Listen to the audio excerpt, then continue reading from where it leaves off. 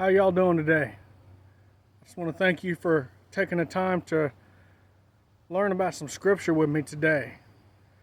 Now today I wanted to share a little bit different of a message than I normally do. Today I want to talk to y'all about marriage.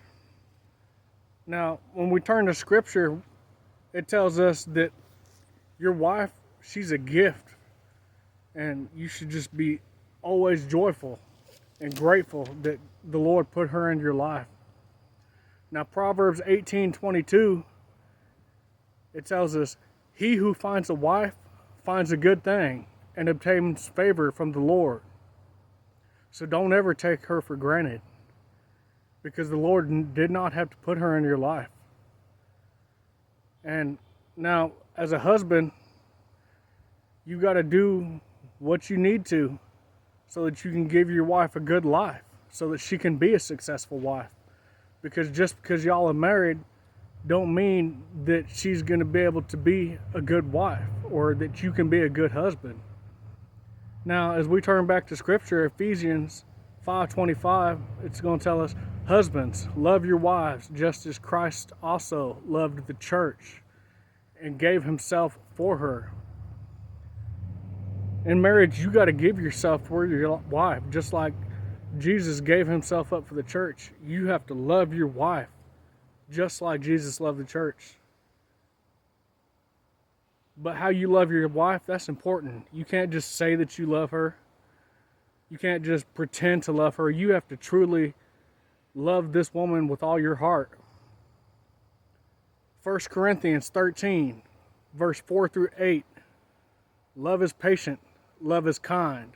Love does not envy, is not boastful, is not conceited, does not act improperly. That's very important. You have to act properly in your marriage. Is not selfish, is not provoked, does not keep a record of wrongs, finds no joy in unrighteousness, but rejoices in the truth, bears all things, believes all things, hopes all things, endures all things, because true love never ends. Now, there's more to a successful marriage than just love. For all you gentlemen out there, you think you see a woman, you think, "Oh, she's pretty, I want to make her my wife."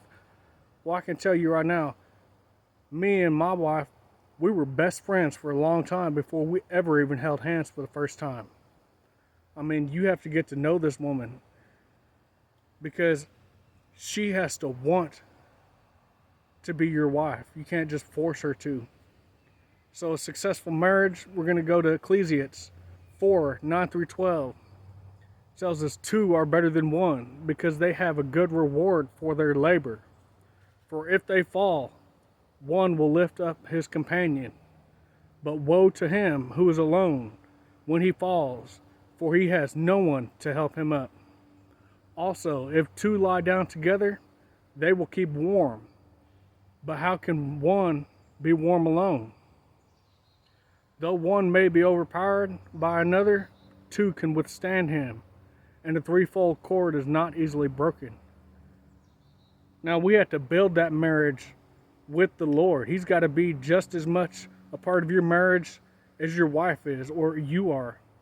Because without the Lord in your marriage, it's doomed to fail.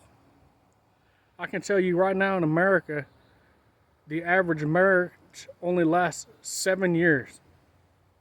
Over 50% of marriages in the United States fail because they don't have the Lord in their marriage.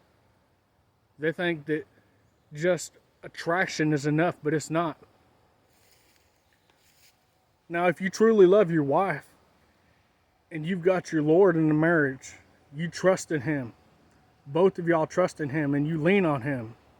Mark 10:9 tells us, "Therefore, what God has joined together, man must not separate." So in a godly marriage, you can never give up, because there's going to be good times. There's going to be bad times. That's inevitable. But you can never give up on your spouse, no matter what, because God has joined y'all together as one. He married you for a reason. Y'all took vows before him. And those are vows that you cannot take lightly. So just don't rush into marriage. I hope y'all have a great day. And thank you for joining me for some Scripture in the Woods.